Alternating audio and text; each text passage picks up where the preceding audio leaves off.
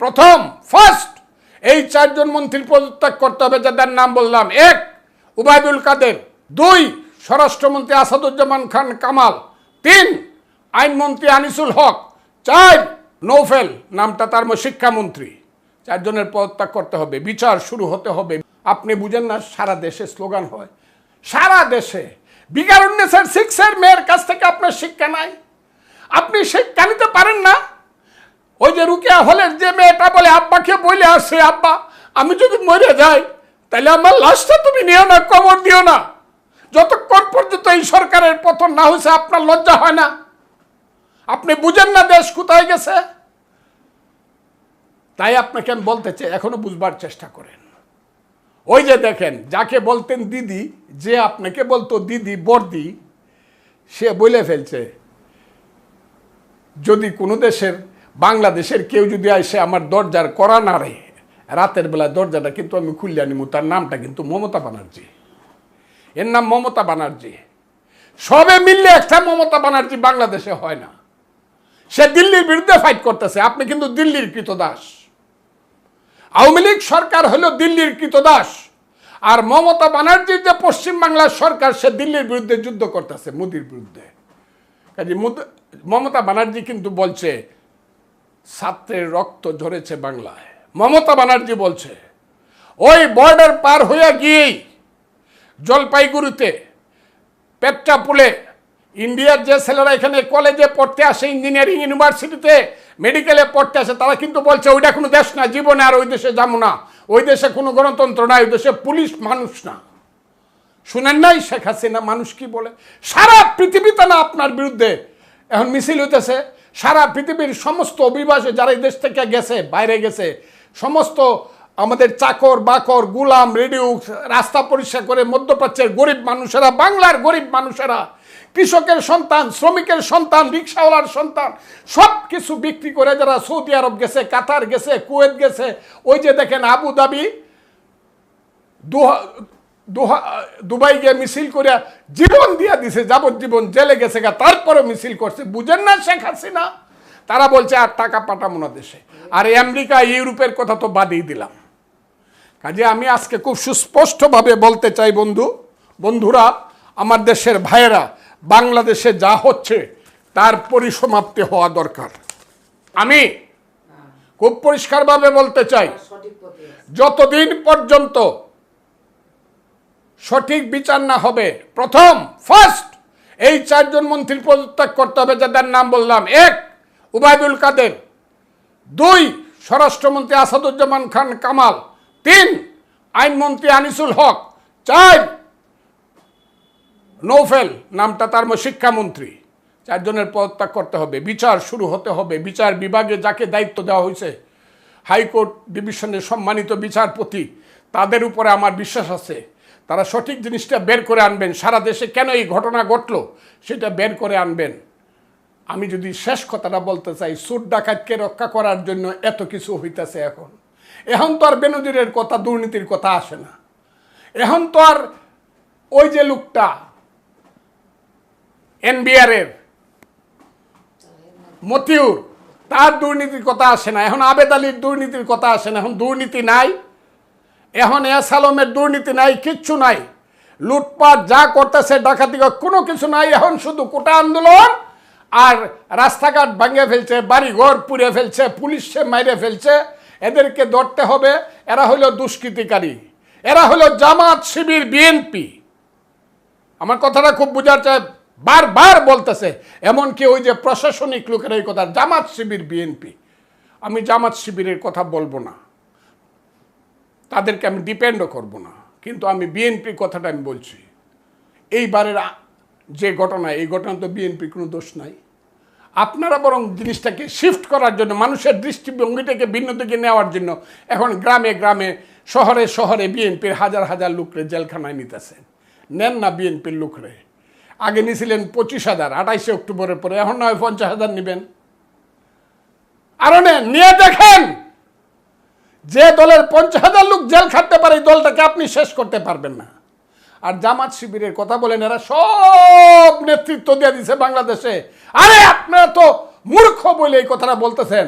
যদি লাখ লাখ লোকের মিছিল জামাত শিবির এরাই করতে পারে, এরা যদি পুলিশ ফিরাই দিতে পারে, বিজেপি র্যাব ফিরাই দিতে পারে, জামাত শিবিরের লোকজনের পিছনে যদি যাত্রাবাড়ি থেকে ধরে দাওয়াতকান্দি পর্যন্ত মিছিলের লোকজন দাঁড়ায়, আর ওই মালিবাগ থেকে দরিয়া গাজীপুরের চৌরাস্তা পর্যন্ত লোকজন দাঁড়ায় যায়, মিরপুরে 10 লক্ষ লোক হয়, এদের হাতেই ক্ষমতা দিয়ে দেন, জামাত শিবিরের হাতে, রাজাকার আলবদরের হাতেই ক্ষমতা দেন। কারণ এদের পিছনেই তো মানুষ, আপনার পিছন থেকেও নাই। আপনার পিছনে শুধু পুলিশ, তাও পুলিশ কত আছে আমি জানি, কিন্তু পুলিশের মনের কথা কিন্তু আমি জানি। পুলিশের যে ছেলেটি কৃষকের ছেলে, রিক্সাওয়ালার ছেলে, ছোট দোকানদারের ছেলে, পুলিশের যে ছেলেটি সিপাহীর চাকরি নিছে, এএসআই হয়েছে, হ্যাঁ কিন্তু গুলি করতে চায় না। এর মা কিন্তু রাত্রের বেলা তাকে ফোন করে বলে, বাবা বাচ্চা থাকিস বাবা। পুলিশও কান্দে, পুলিশের মায়ও কান্দে, আমার মায়ও কান্দে, যে শহীদ হয়েছে তার মাও কান্দে। সবরে কান্দাইতেছেন শেখ হাসিনা। পুলিশ কিন্তু গুলি করতে চায় না। গরিব মানুষের সন্তান বিজেপি সিপাহীরা কিন্তু গুলি করতে চায় না। আপনারা এই দিকে নিচ্ছেন দেশটাকে, এই দিকে আর নিয়েন না। কারণ আমি জানি যদি আপনি এই দিকে দেশকে নিতে চান, এই দেশ আগুন জ্বলবে। এই দেশটা কিন্তু আমরা স্বাধীন করছিলাম, আপনি কিন্তু স্বাধীনতার পক্ষে ছিলেন। স্বাধীনতা যুদ্ধ যখন শুরু হয়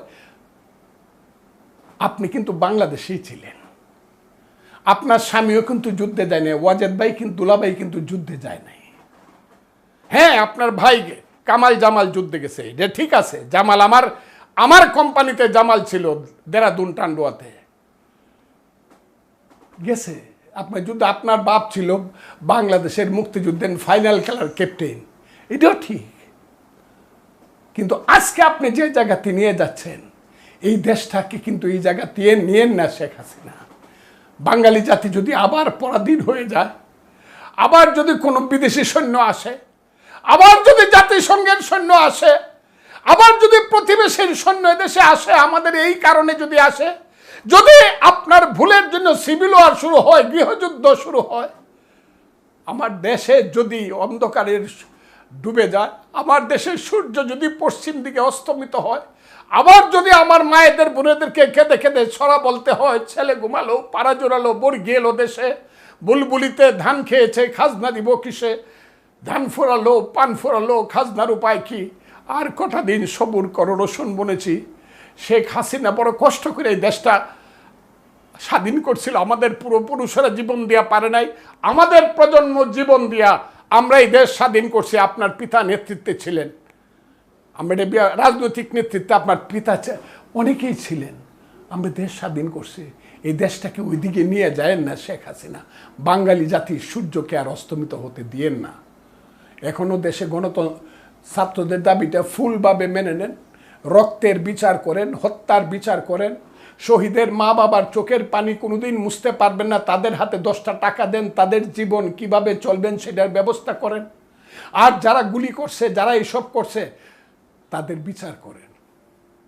হ্যাঁ, আমি এই কথাটাও বলবো, এর মধ্যে যদি আপনি সুস্পষ্টভাবে দেখাতে পারেন, একজন আইনজীবী হিসাবে আমি বলছি, আমার বয়স 77 বছর, আমার উকালতির বয়স প্রায় 50 বছর, আমি বলছি আপনি বা আপনার সরকার বা আপনার তদন্ত কমিটি যদি দেখাইতে পারে যে কোনো লোক বিনা কারণে পুলিশকে হত্যা করছে, ওই টেলিভিশন সেন্টারে গিয়ে দুষ্কৃতিকারীরা আক্রমণ করে সব ভেঙে ফেলছে, সব কেরালে দুষ্কৃতিকারী, এরা কেউ না, এরা দুষ্কৃতিকারী, নিশ্চয়ই তাদের হত্যার ব্যাপারেও আমি আপনার পাশে দাঁড়াবো, সরকারের পাশে দাঁড়াবো।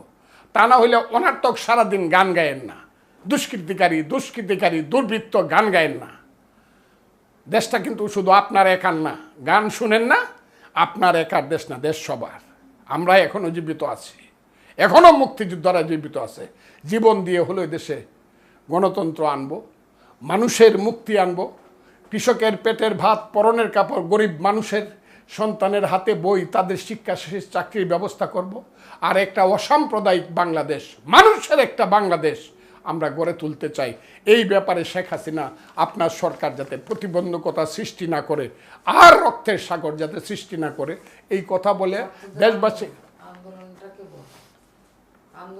আপনার প্রতি আমার অনুরোধ রইল। আরেকটা কথা আমি আন্দোলনকারীদেরকে, ছাত্রদেরকে বলবো, যদি আপনারা আন্দোলন থামিয়ে দেন, কোনো কিছুর ফয়সালা না করে, মানুষ কিন্তু আপনাদেরকে বলবে, বুঝবে আপনারা কিন্তু এই প্রজন্মের শ্রেষ্ঠ সন্তান। আপনারা কিন্তু সূর্য সেন ক্ষুদিরামের উত্তরসূরি, আপনারা কিন্তু সালাম বরকত জব্বারের উত্তরসূরি, আপনারা কিন্তু মনুমিয়াদের আসাদ মতিউরদের উত্তরসূরি। আমি আজকের প্রজন্ম ছাত্রদেরকে বলবো, খুব সঠিক লক্ষ্যে এই দেশ ঠিক করার জন্য আন্দোলন আপনারা চালিয়ে যান। এখন আর ওই যে কোটা ব্যবস্থা ইত্যাদি ইত্যাদির মধ্যে সীমাবদ্ধ না রেখে, রক্তটাকে সামনে রেখে, ওই আপনার ভাই আবু সাঈদের সহ 300 শহীদের লাশকে সামনে রেখে আন্দোলন এগিয়ে নেন, যাতে আন্দোলন কিছুতেই না থামে। অসত্যের কাছে কবুনত নাহি হবে শির, ভয়ে কাঁপে কাপুরুষ লড়ে যায় বীর। খোদা হাফেজ, আসসালামু আলাইকুম।